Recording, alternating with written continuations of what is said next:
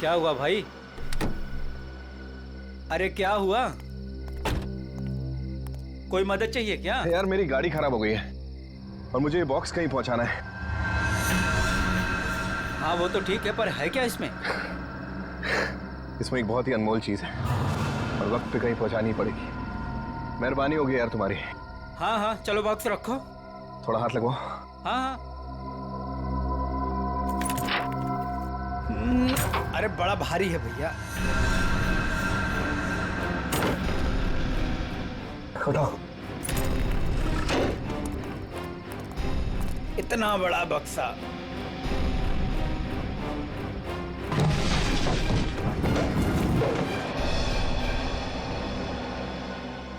ये एड्रेस है, इस बक्से को इस जगह छोड़ देना। क्या मतलब है? आप नहीं आ रहे हो? अब एक मिनट, ये कुछ पैसे रखो, इसे सही जगह पहुंचाओ। बक्सा उतारिए। हाँ? मैंने कहा ना बक्सा उतारिए। अरे मुझे नहीं करनी आपकी मदद। अरे बेवकूफ समझा आपने? हाँ, बक्से में क्या है क्या नहीं है। तुम ये सब रखो यार, लेकिन टाइम पे बक्सा जिस एड्रेस पे बोला है वहां पहुंचा देना। हाँ देखिए मेरी एक शर्त है, बक्सा खोल के देखूंगा मैं। अरे क्या है क्या नहीं है इसमें। सुन मेरी बात सुन, मेरी नौकरी चली जाएगी, इसे मैं नहीं खोल सकता। बस पास में ही तो जाना है, प्लीज लेके जाओ ना यार। ठीक है भाई, भरोसा करता हूं मैं। इंसान इंसान के ही काम आता है।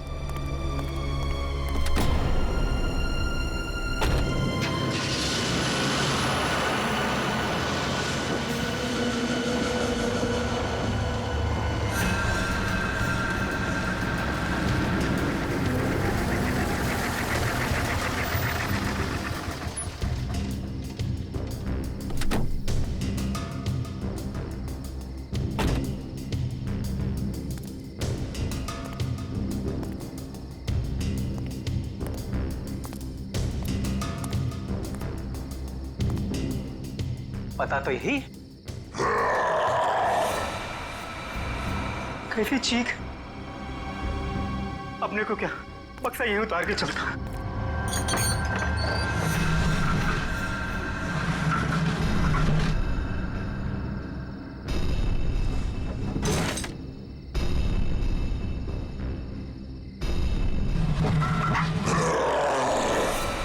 बक्से में से चीख! हे भगवान!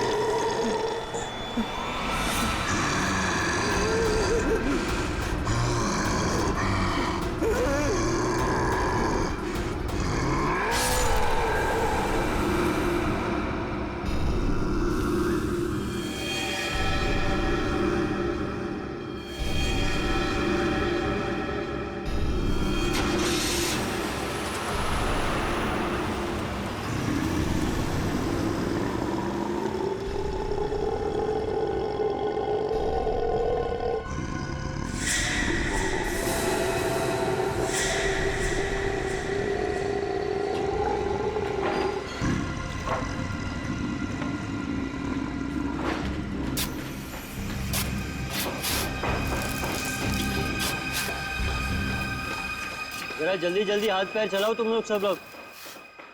15 दिन में ये बिल्डिंग पूरी करके देनी है हमें, वक्त नहीं है हमारे पास। और सोनू, तू इतना सुस्त क्यों है?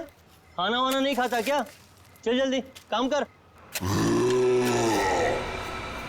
कौन है वहां पे? मैंने पूछा कौन है वहां पे? अभी तो बिल्डिंग का काम भी खत्म नहीं हुआ है और अभी से बिल्डिंग टूटने लगी। सोनू जरा देख तो।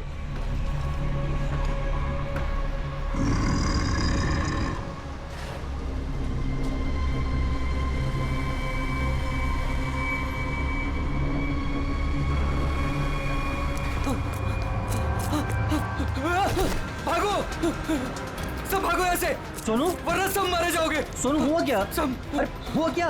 किस चीज की आवाज थी? और ये चेहरे पर निशान कैसा है? पट्टियों वाला मुर्दा। मुर्दा? मुर्दा मुर्दा कुछ नहीं होता है, ये जरूर कोई चोर और घुसाया होगा। एक काम करो, सब लोग मेरे साथ चलो, चलिए मेरे साथ।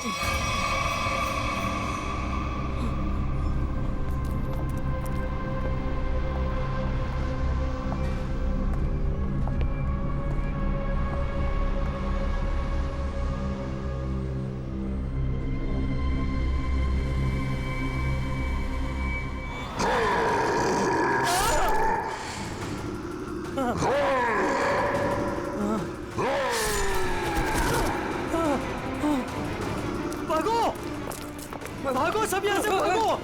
पट्टियों वाला मुर्दा, भागो!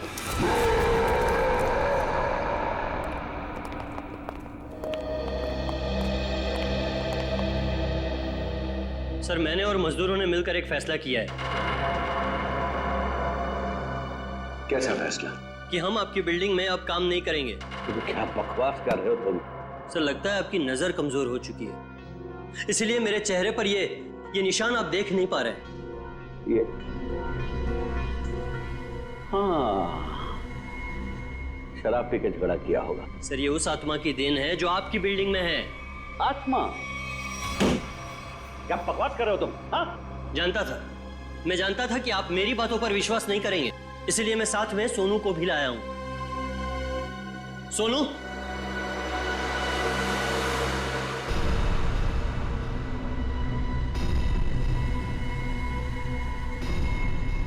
देखिए सर, बेचारा इतना घबरा गया है कि कुछ बोल नहीं पा रहा है।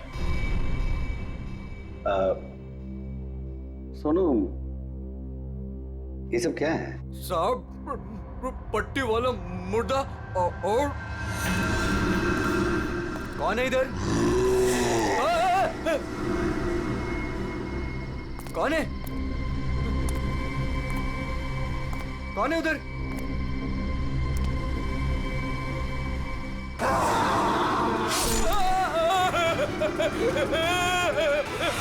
मुझे लगता है कि तुम सब लोग काम कम और नशा ज्यादा करते हो, तभी ऐसी बहकी बहकी बातें कर रहे हो।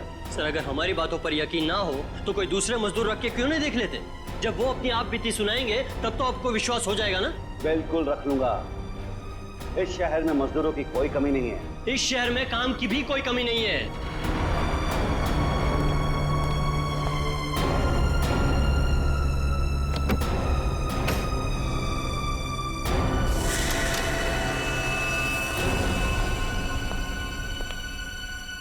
तुम्हारा आज तक का हिसाब। और एक बात याद रखना कि इस बिल्डिंग में मेरे और मेरे इन्वेस्टर्स के करोड़ों रुपए लगे हैं। तो तूने बाहर जाकर इस बिल्डिंग के बारे में कोई बकवास की या कोई झूठी अफवाह भी फैलाई तो फिर मुझसे बुरा कोई नहीं होगा। दिनेश, पैसे कोई पेड़ पे नहीं उगते, समझे?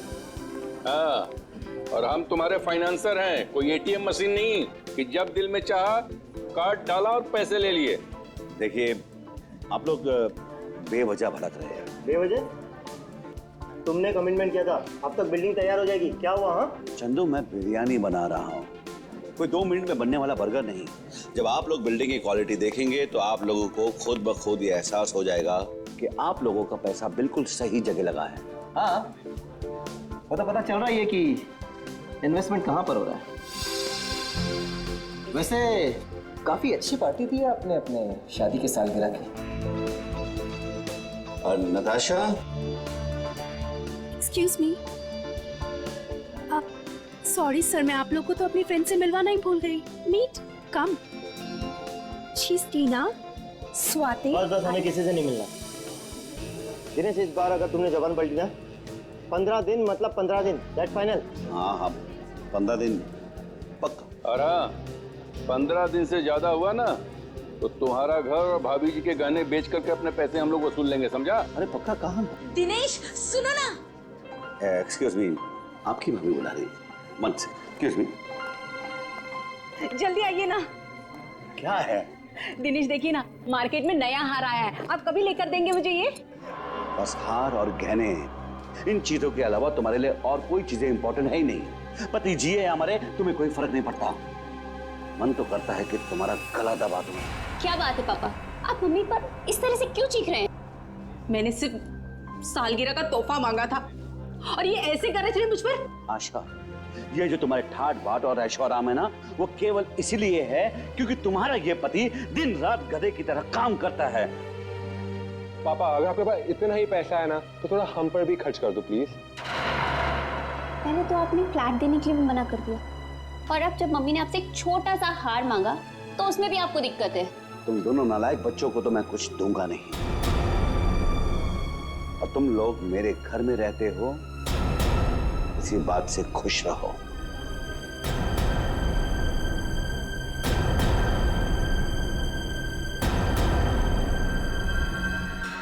नहीं चाहिए मुझे नकली जेवर, जिंदगी भर मुझे नकली जेवर ही दिए हैं। एक छोटा सा हीरे का हार ही तो मांगा था मैंने।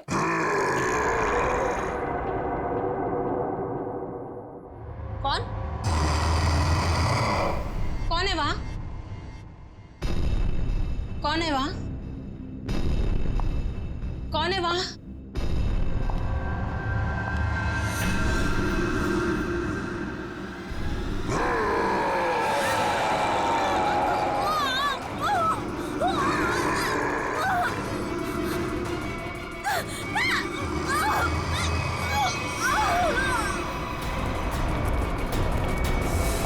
आशा, आशा, आशा, आशा, क्या मम्मी?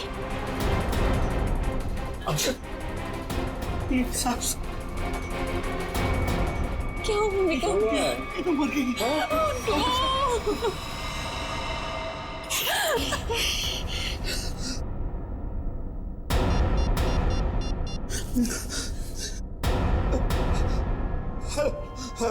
Hello CID.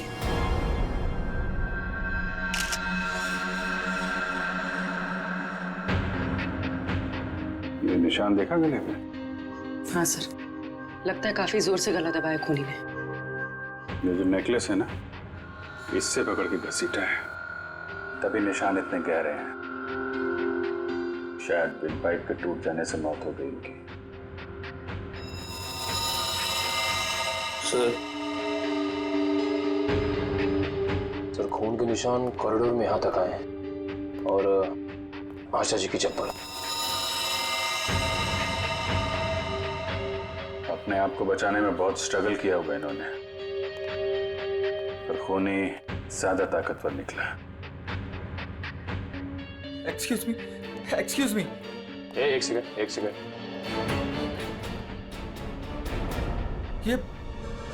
ये सब कैसे हो गया सुलेखा? आज तो इतना शुभ दिन था, शादी के सालगिरह वाले दिन। आपकी तारीफ? जी मैं सुलेखा का हस्बैंड। अच्छा, तो आशा जी आपकी सास थी? जी। सास ससुर की एनिवर्सरी पार्टी में आप काफी लेट नहीं आ रहे हैं? वो बिजनेस मीटिंग में फंस गया था, इसलिए लेट हो गया। बस अभी अभी पहुंचा हूं। ठीक है, इधर आ जाइए आप। दिनेश जी, आपको किसी पे शक है? कौन कर सकता है ऐसा काम? सर, मेरी वाइफ की किसी से कोई दुश्मनी नहीं थी। सर, मैं यही कह रहा हूँ कि दिनेश ने खुद ही अपनी बीवी का खून करवाया है। सर, हमने इसका झगड़ा सुना था। ये अपनी बीवी से कह रहा था कि मैं तुम्हारा गला दबा दूंगा। पति जिए या मरे तुम्हें कोई फर्क नहीं पड़ता। मन तो करता है कि तुम्हारा गला दबा दूं। तो बकवास कर रहे लोग। अगर मैंने गुस्से में कुछ कह दिया तो इसका मतलब ये तो नहीं ना कि मैं सचमुच वो कर दूंगा। वैसे ऐसा हुआ क्या था कि आपको इतना गुस्सा आ गया कि आपने गला दबाने की धमकी दे दी, वो भी शादी की सालगिरह वाले दिन? सर, इसकी वजह भी ये लोग ही है। ये मेरे इन्वेस्टर्स हैं। अब मुझे एक एक पाई ऐसे देते हैं जैसे मुझ पर एहसान कर रहे हैं। तुम लोगों की मैं एक एक पाई चुका दूंगा, वो भी ब्याज सहित, समझे? तो दे दो ना। एक मिनट, बिजनेस की बातें मत कीजिए। यहाँ पे खून हुआ है।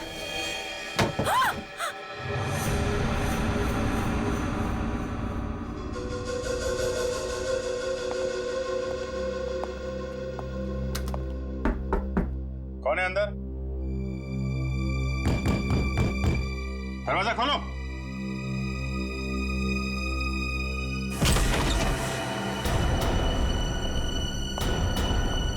ओह माय गॉड,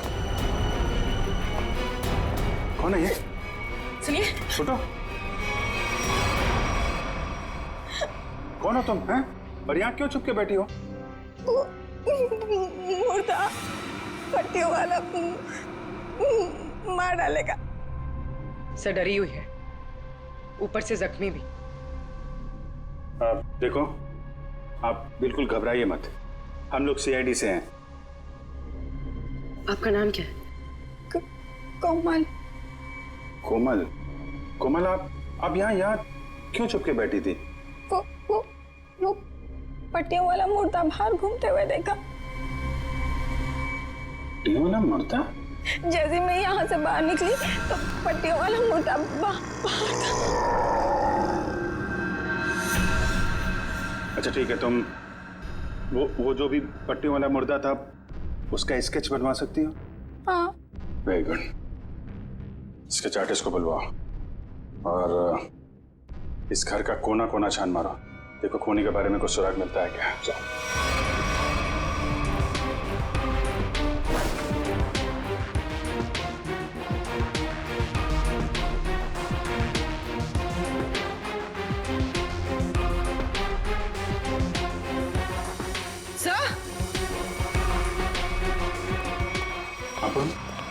सर ये पट्टी मिली है। क्या? यहाँ पर। कोमल ने देखा पट्टी वाला मुर्दा और यहाँ पे पट्टी का टुकड़ा मिला। सर स्केच तैयार है। तो ये है वो पट्टी वाला मुर्दा। इस मुर्दे का और इस पट्टी का क्या राज है, जल्द से जल्द पता लगाना होगा। गले का हार बेचारी का फांसी का फंदा बन गया। जैसे ही खूनी ने हार खींचा, बेचारी कुछ नहीं कर पाई। सर वो आदमी गले का हार छीनने के लिए आया था, ऐसा लगता नहीं। वही तो सचिन, वही तो राज है। बड़ा अजीब तरीका ढूंढा खून करने का यार। हाँ जयवंती, डॉक्टर साहब को जरा स्केच दिखा। Yes sir. ये देखिए सर, ये मम्मी की ड्रेस है। मम्मी मतलब माँ? मम्मी नहीं फ्रेडी, मम्मी। हजारों साल पहले जब इजिप्ट में राजा महाराजा मर जाते थे तो उनकी बॉडी को एम्बाम कर दिया जाता था। अलग अलग तरीके की सीक्रेट्स, दवाइयां, मरहम, बाम वगैरह लगा दिया जाता था उनकी बॉडी पर और बाद में इन पट्टियों से उसे ढक दिया जाता था। इससे मम्मी सड़ती नहीं थी। मर गए मतलब हजारों साल पुरानी लाश यहाँ पे आ गई और एक के बाद एक खून कर रही है। तो शायद अगला खून तुम्हारा होगा।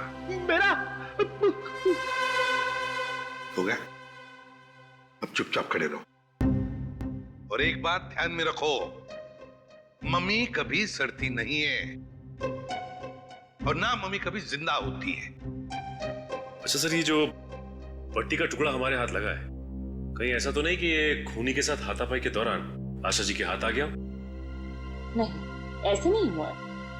तारिका जी, आप ठीक है वहां पे? नहीं। फिर एक सीआईडी ऑफिसर बोल रहा है कि इनके हाथों में पट्टी आई थी, मतलब आई थी। सीआईडी ऑफिसर आसमान से उतरता है क्या? उससे गलती नहीं हो सकती। ये पट्टी का टुकड़ा जो आप लोग लेकर के आए हैं, ये हाथापाई में नहीं फटा है। अगर हाथापाई में फटता तो सीधा नहीं फटता, टेढ़ा मेढ़ा फटता, समझे? और ये टुकड़ा कोई मामूली टुकड़ा नहीं है। 1500 साल पुराना है ये टुकड़ा। 1500 साल? 1500 साल? 1500 साल? जी, किसी ने मम्मी की पट्टियां खरीद ली हैं। कहां से सालूं के साहब?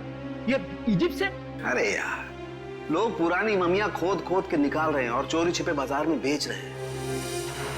ऐसी एक मम्मी शायद इंडिया में आ गई। बाप रे। लेकिन सर ये खूनी मम्मी बना क्यों होगा? हल्ला मचाने के लिए सचिन, हल्ला मचाने के लिए। ये खूनी चाहता है कि लोग उसे देखें और जोर जोर से चिल्लाए, मम्मी आ गई, मम्मी आ गई। ये खून उस खूनी मम्मी ने ही किया है और वो पट्टी का टुकड़ा जानबूझकर छोड़ गया है हमारे लिए सबूत।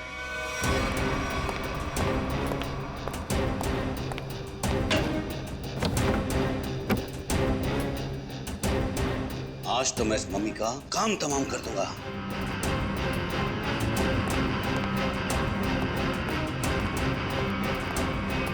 सर, ये सोनू है, दिनेश की बिल्डिंग में काम करता है। अच्छा, सोनू साहब कोई पैसा वैसा नहीं था दिनेश साहब के पास, कंगाल थे वो। एक मिनट, कंगाल थे वो, कोई पैसा वैसा नहीं था दिनेश साहब के पास, क्या मतलब क्या है? नहीं साहब, वो तो सर से लेकर पांव तक कर्ज में डूबे हुए थे, और उस बिल्डिंग की वजह से। और जब से उस पट्टी वाले मुर्दे ने हम लोगों पे हमला किया है, उस बिल्डिंग का काम भी बंद पड़ा हुआ है। पट्टी वाले खूनी ने तुम पर हमला किया? तुम पर? सर, कहीं ये वही तो नहीं जिसने आशा जी का भी खून किया? हो सकता है, बिल्कुल हो सकता है। वैसे वो पट्टी वाला खूनी दिखता कैसे है? सर, पट्टियों में लिपटा हुआ, एकदम सड़ा सा मुंह, चेहरे पे खून लगा हुआ था जैसे उसको कोई चोट लगी हो। मतलब उसकी सर आवाज भी बहुत अजीब सी थी, उसकी सर आवाज भी।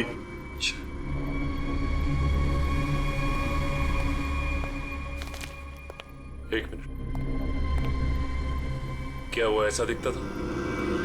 हाँ साहब, ये तो था वो। चलो ठीक है, तुम जा सकते हो। अगर जरूरत पड़ी तो हम तुम्हें फिर से बुला लेंगे। सर, ये जो कोई भी आशा जी का खून करने के लिए आया था, या तो पहले से मम्मी बन के आया था, या फिर पार्टी में आने के बाद उसने अपना हुलिया बदला है। सर, काम करते हैं, पार्टी का फुटेज देखते हैं।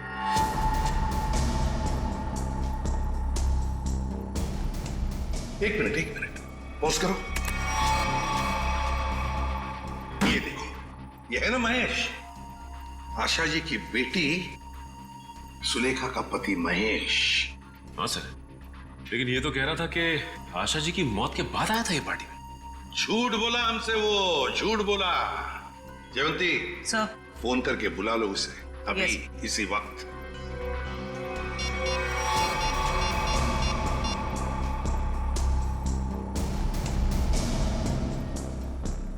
सर, फोन नहीं उठा रहा है। महेश फोन नहीं उठा रहा है, उसकी आधी कारस्तानी तो इसी से समझती है। रेडी? मोबाइल फोन रिकॉर्ड्स निकालो उसके।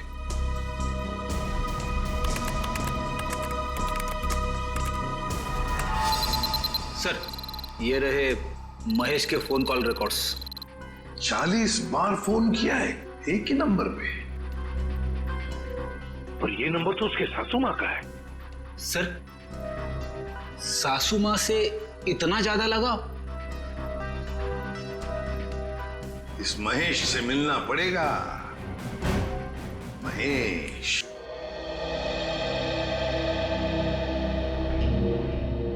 क्या महेश घर पे है इस वक्त? नहीं सर, महेश जी तो अभी घर पे नहीं है। लेकिन प्रॉब्लम क्या है सर? देखिए, महेश ने हम सबसे झूठ बोला। जब आपकी माँ का खून हुआ, उससे पहले ही महेश वहां मौजूद था। आपका मतलब है मेरे पति ने खून किया है? देखिए, हमें उस पर शक है। लेकिन सर वो ऐसा क्यों करेंगे? पैसों के लिए। पैसों के लिए किया होगा उसने। सब पैसों के लिए? लेकिन सारा पैसा तो डैडी के पास है, उन्होंने आज तक माँ को कभी कुछ नहीं दिया। तो फिर महेश जी जो क्यों हत्या करेंगे मेरी मॉम की? अब ये सब कुछ तो हमें महेश ही बताएगा। लेकिन हाँ, अगर महेश आपसे कांटेक्ट करता है तो हमें खबर कीजिए। तो फ्रेडी, इस महेश का मोबाइल ट्रैक करो, सब पता चल जाएगा।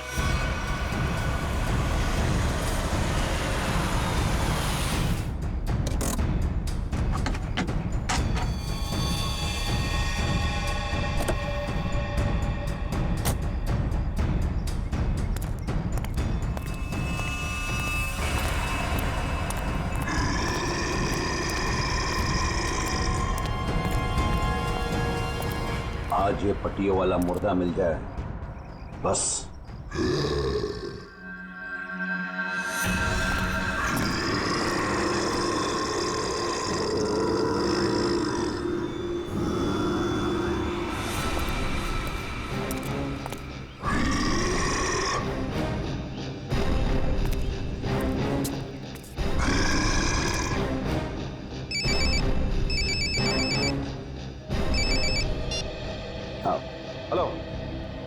हाँ हाँ हाँ जीतू भाई, हाँ आपके लिए खुशखबरी है। हाँ जी, बिल्डिंग का काम बहुत जल्द शुरू होने वाला है। कोई मजदूर वहाँ काम करने को तैयार नहीं है। क्या तुम वहाँ का सारा काम खुद करोगे? नहीं जीतू भाई, मैं उस वजह को ही खत्म कर दूंगा जिसके कारण सारे मजदूर डरे हुए हैं। आज उस पट्टी वाले मुद्दे का दी एंड है। अब मैं आपको बाद में फोन करता हूँ।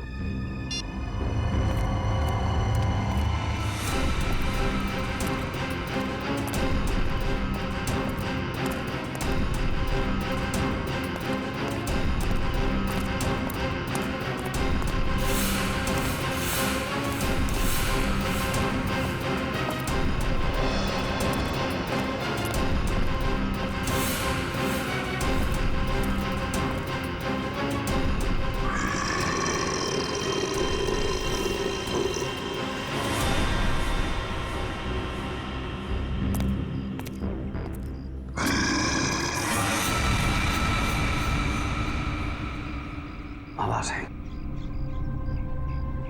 यहीं से आवाज आई। पट्टियों वाले मुर्दे, आज तू बचेगा नहीं, आज तुझे छोड़ूंगा नहीं मैं।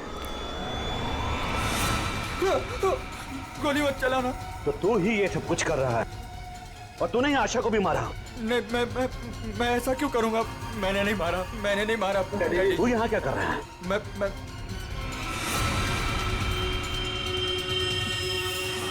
डैडी, वो आपके पीछे है। ना महेश, मैं तेरी किसी भी चाल में आने वाला नहीं। मैं सच कह रहा हूँ, वो पट्टी वाला मुर्दा आपके पीछे ही है।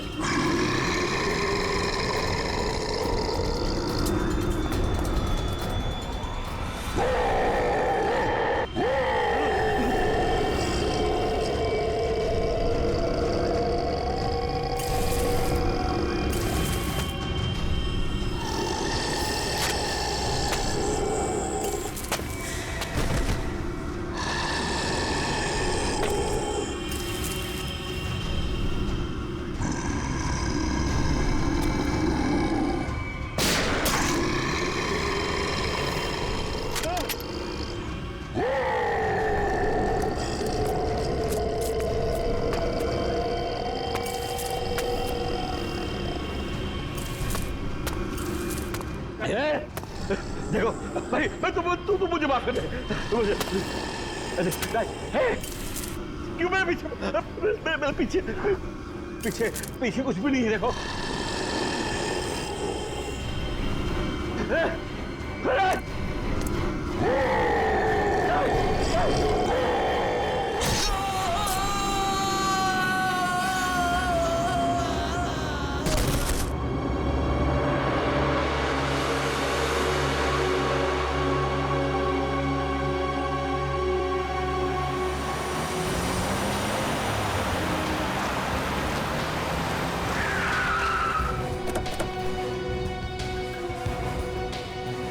सर, मोबाइल कंपनी वालों से पता चला है कि ये दिनेश का मोबाइल भी यहीं पे है। इससे पहले महेश दिनेश को नुकसान पहुंचाए, हमें उसे बचाना होगा। अरे सर, दिनेश, चलो देखते हैं।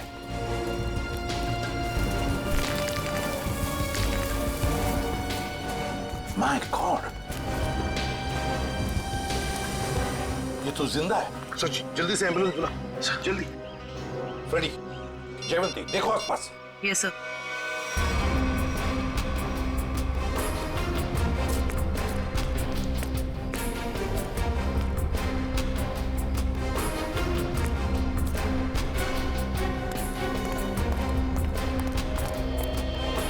महेश सर। हाँ फ्रेडी, क्या हुआ? सर, महेश बेहोश है। महेश, महेश। सर, हाँ? ये गन पड़ी हुई थी यहाँ पे। सर, हम तो सोच रहे थे कि इन सब के पीछे ये महेश है, लेकिन ये तो खुद ही बेहोश पड़ा है। हाँ, ये तो महेश के होश आने के बाद ही पता चलेगा कि ये सब किसका किया कराया है।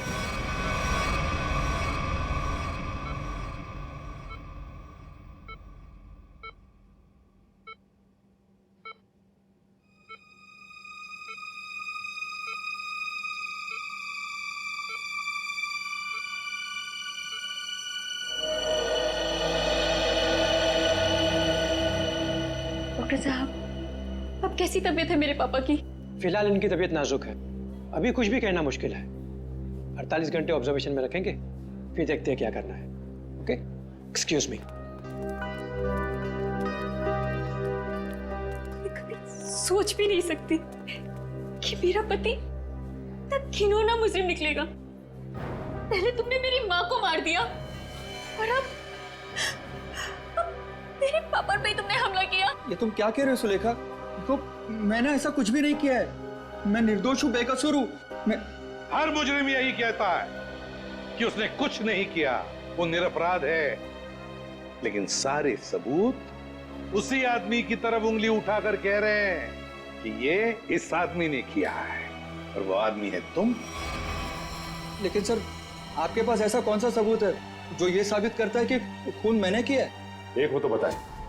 सबसे पहले तो तुमने हमसे झूठ बोला कि तुम पार्टी में देर से गए, लेकिन सीसीटीवी फुटेज साफ साफ दिखा रही है कि तुम पार्टी में पहले ही मौजूद थे, आशा जी की मौत से पहले। सबूत नंबर 2, 3 दिनों में 40 फोन किए तुमने आशा जी को, जबकि तुम उन्हीं के घर में रहते थे। इतने सारे फोन कॉल करने की वजह? और जिस वक्त क्राइम सीन पर दिनेश जी मिले, उस वक्त सिर्फ एक ही आदमी मौजूद था, वो तुम थे। मैं डर गया था सर, डर गया था। दरअसल बात यह है सर कि मैं नया बिजनेस चालू करना चाहता हूँ, और जिसके लिए मुझे पैसों की जरूरत थी, और मैं चाहता था कि वो पैसे मुझे सासू माँ जी दे दे। बस सर इसीलिए मैं उन्हें बार बार कॉल कर रहा था, और कोई वजह नहीं है सर।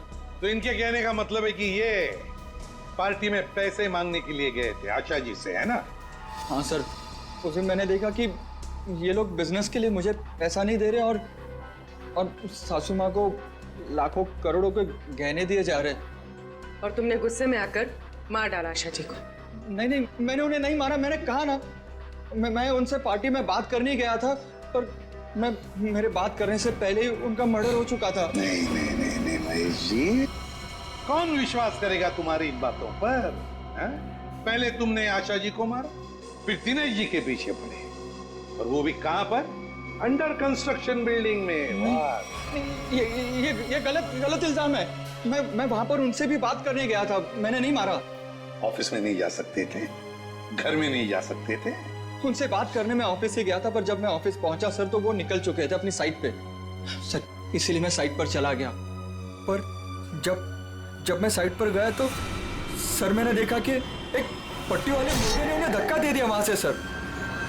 आशा जी और दिनेश जी पर मम्मी ने हमला किया?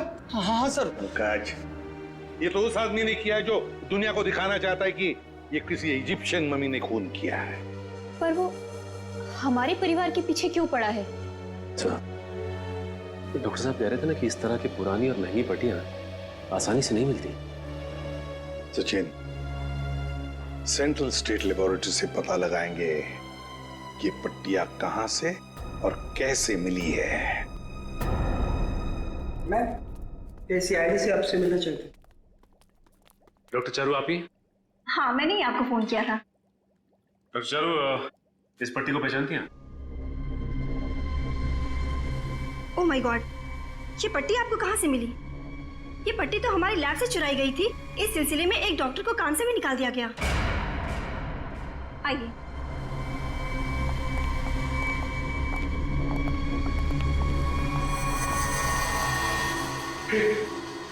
ये तो वही मम्मी है ना जो इजिप्ट में होती है। मतलब ये नींद में चलकर यहाँ पर आ गई। आप भी अच्छा मजाक कर लेते हैं।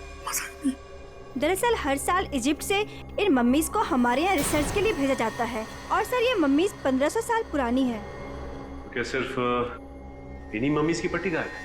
हाँ सर, कुल 5 मम्मीज की पट्टियाँ चोरी हुई थी, जिसमें से 2 पे मैं काम कर रही हूँ इन्हें गलने से बचाने के लिए। अच्छा, आप कह रही थी ना कि एक डॉक्टर को काम से निकाल दिया गया पट्टी चुराने के इल्जाम में, उसकी डिटेल मिल सकती है हमें? हाँ सर, देती हूँ।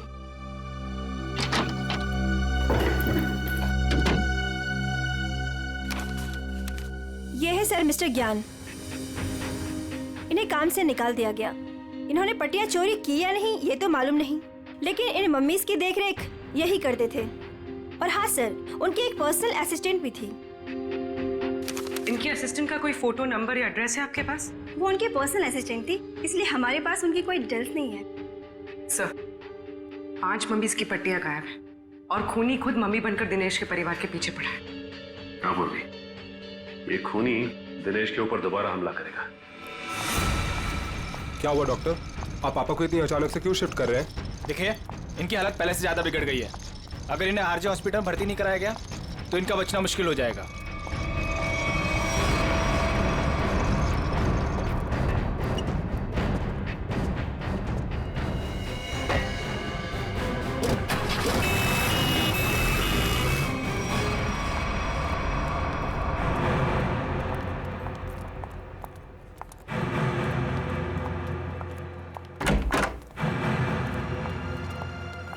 दिनेश जी तो कहीं दिखाई नहीं दे रहे हमें। वही तो, चलो देखते। अरे डॉक्टर साहब। हाँ जी, ये पेशेंट मिस्टर दिनेश का है? हाँ जी, उनको तो डिस्चार्ज दे दिया है। क्या मतलब तबीयत सुधर गई थी उनकी? नहीं, तबीयत तो नाजुक ही थी, पर उनके परिवार वालों को शायद भरोसा नहीं था कि उनका यहाँ अच्छा इलाज होगा। तो उन्होंने दूसरे डॉक्टर को फोन किया और वो यहाँ से दूसरे हॉस्पिटल ले गए। कौन से hospital? RG hospital. RG hospital, उसका नंबर तो होगा ना यहाँ पर? हाँ जी, रिसेप्शन पे होगा। चलिए आइए, बात करा देता हूँ।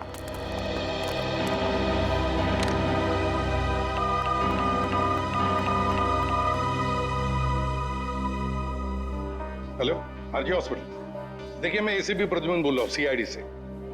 आपके हॉस्पिटल में अभी अभी एक पेशेंट एडमिट हुआ है। दिनेश नाम है उनका। नहीं हुआ है?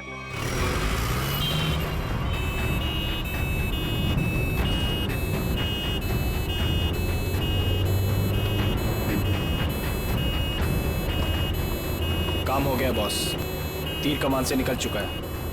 आप निशाना तैयार रखो।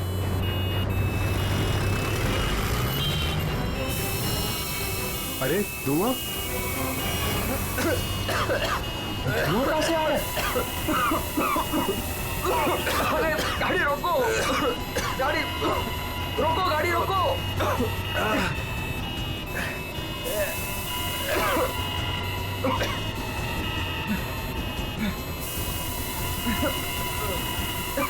धुआं बढ़ते ही जा रहा है ये।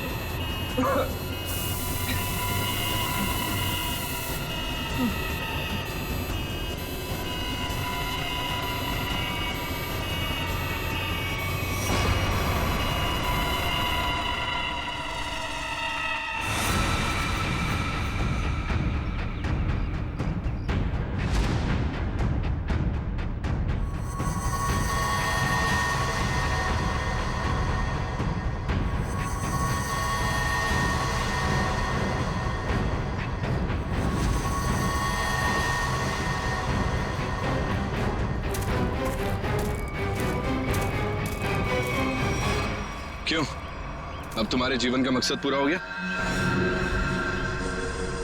हाँ, पिछले 10 साल से मैं इसी दिन के तो सपने देखती आई हूँ। और देखो, आज मेरा सपना पूरा हो गया। नहीं नहीं, सीआईडी के रहते अपराधियों के सपने कभी पूरे नहीं होते। सीआईडी? क्यों डॉक्टर ज्ञान? पेशा डॉक्टर का, काम एक अपराधी का। अबे देख क्या रहे हो? उड़ाओ सीआईडी वालों को।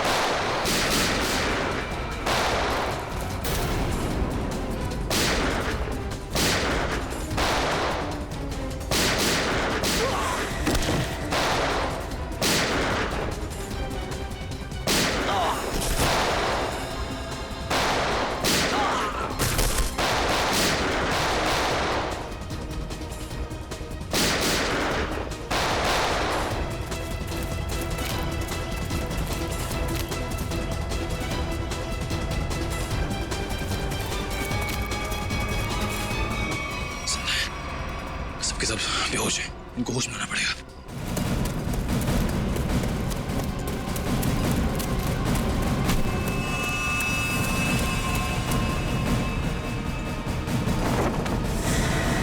तुम जिंदा लोगों को मम्मीफाई करी थी ना? मैं तुम्हें सिखाती हूँ मम्मीफिकेशन किसे कहते हैं। अपराधियों को मम्मीज बनाने का काम हम करते हैं। मैं दिनेश की सेक्रेटरी सिर्फ इसलिए बनी ताकि इससे अपने भाई के मौत का बदला ले सकूं, और इसलिए मैंने मम्मी बनकर इसकी बिल्डिंग में काम करने वाले लोगों पर हमला किया ताकि मम्मी की अफवाह फैल जाए। तुम कुणाल की बहन हो? नाम मत लो अपनी गंदी जबान से मेरे भाई का।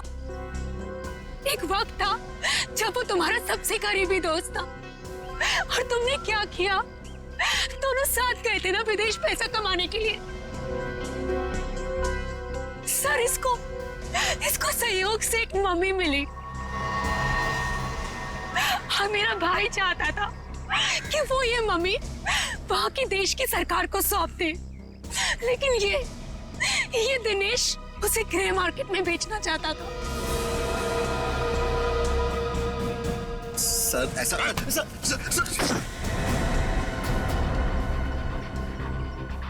जब कुणाल ने कहा कि वो पुलिस के पास जाएगा तो मैंने उसे मारकर जमीन में गाड़ दिया और मम्मी बेचकर अमीर बन गया। वाह, बहुत अच्छा काम किया तुमने। पैसों के लालच में तुमने दोस्ती को जमीन में गाड़ दिया। मुझसे गलती हो गई सर, मुझे माफ कर दीजिए आप। अब ये तो समझ में आ गया कि तुमने नताशा को नौकरी पे इसलिए रखा क्योंकि तुमने कुणाल की बहन को देखा नहीं था। अगर ये बात समझ में नहीं आई कि डॉक्टर ज्ञान इस सब में तुमने इसका साथ कैसे दिया? मैंने ये सब पैसे के लिए किया। पैसों के लिए अपराध के दलदल में कूद गए तुम। और नताशा, तुम्हें पता कैसे चला कि तुम्हारे भाई का खून इस दिनेश ने किया? जब कई दिनों तक भैया की विदेश से कोई खबर नहीं आई तो मैं उनका पता लेने के लिए इसके घर गई थी, और वहां मैंने सुना कि अपनी बीवी को बता रहा था कि किस तरह इसने मेरे भाई का खून कर दिया और उसे जमीन में गाड़ दिया। आशा ये सब पहले से जानती थी, और इसलिए मुझे उसको मारने का कोई पछतावा नहीं है। पछतावा होगा, तुम सबको बहुत पछतावा होगा जब कानून तुम्हें कड़ी से कड़ी सजा सुनाएगा, शायद फांसी।